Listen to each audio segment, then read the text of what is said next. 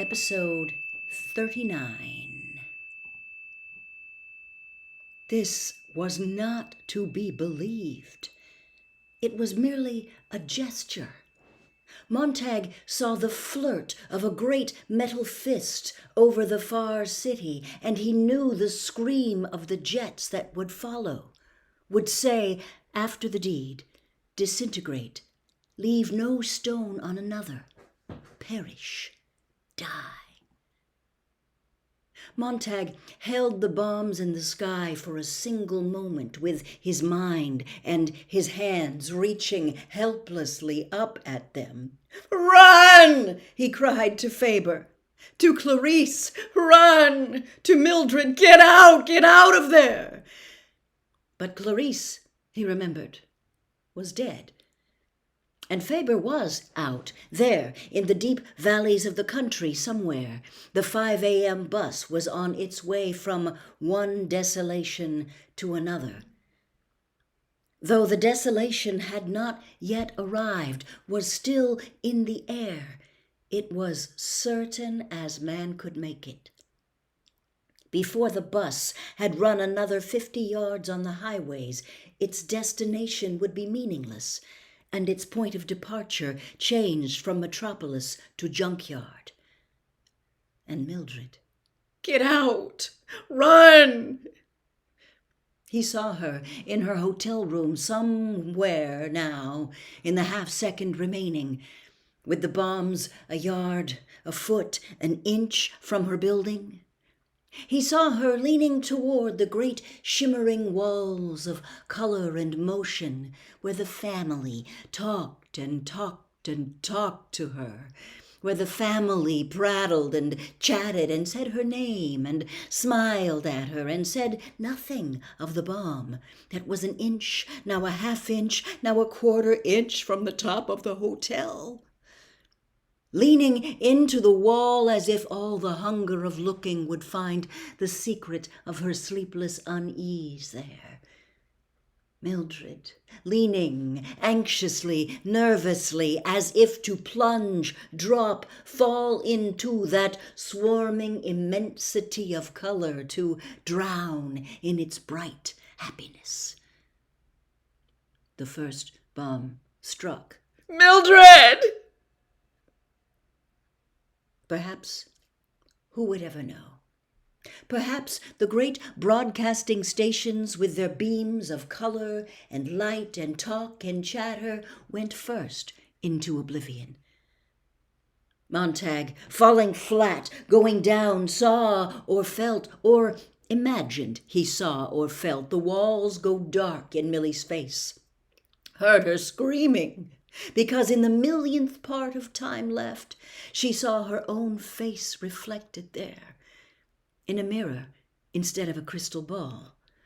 And it was such a wildly empty face, all by itself in the room, touching nothing, starved and eating of itself, that at last she recognized it as her own, and looked quickly up at the ceiling as it and the entire structure of the hotel blasted down upon her, carrying her with 1,000,000 pounds of brick, metal, plaster, and wood to meet other people in the hives below, all on their quick way down to the cellar, where the explosion rid itself of them in its own unreasonable way. I remember. Montag clung to the earth. I remember. Chicago. A long time ago, Millie and I, that's where we met. I remember now. Chicago. A long time ago.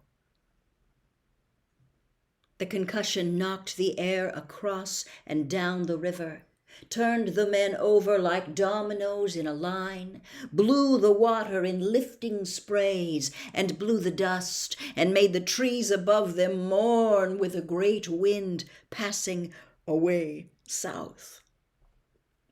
Montag crushed himself down, squeezing himself small, eyes tight. He blinked once, and in an instant saw the city instead of the bombs in the air. They had displaced each other. For another of those impossible instants, the city stood, rebuilt and unrecognizable, taller than it had ever hoped or strived to be, taller than man had built it, erected at last in gouts of shattered concrete and sparkles of torn metal into a mural hung like a reversed avalanche, a million colors, a million oddities, a door where a window should be, a top for a bottom, a side for a back, and then the city rolled over and fell down, dead. Montag, lying there, eyes gritted shut with dust, a wet, fine cement of dust in his now shut mouth, gasping and crying, now thought again, I remember something else. What is it? Yes, part of the Ecclesiastes and Revelation. Part of that book. Part of it. Quick now. Quick before it gets away. Before the shock wears off. Before the wind dies. Book of Ecclesiastes. Here. He said it over to himself, silently. Lying flat to the trembling earth, he said the words of it many times, and they were perfect without trying. And there was no Denham's dentifrice anywhere. It was just the preacher by himself, standing there in his mind, looking at him. There, said a voice. The men lay gasping like fish laid out on the grass. They held to the earth as children hold to familiar things, no matter how cold or dead, no matter what has happened or will happen. Their fingers were clawed into the dirt, and they were all shouting to keep their eardrums from bursting, to keep their sanity from bursting, mouths open, Montag shouting with them, a protest against the wind that ripped their faces and tore at their lips, making their noses bleed. Montag watched the great dust settle, and the great silence move down upon their world. And lying there, it seemed that he saw every single grain of dust and every blade of grass, and that he heard every cry and shout and whisper going up in the world now. Silence fell down in the sifting dust, and all the leisure they might need to look around, to gather the reality of this day into their senses. Montag looked at the river. We'll go on the river. He looked at the old railroad tracks. Or we'll go that way. Or we'll walk on the highways now, and we'll have time to put things into ourselves. And someday, after it sets in us a long time, it'll come out of our hands and our mouths. And a lot of it will be wrong, but just enough of it will be right.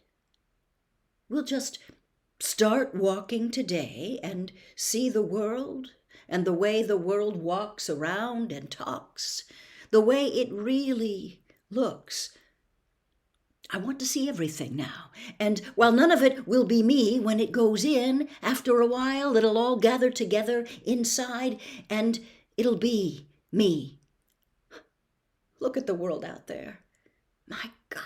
My God, look at it out there. Outside me, out there beyond my face.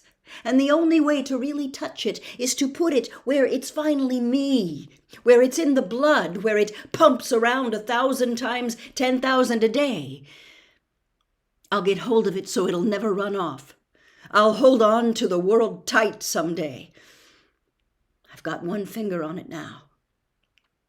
That's a beginning.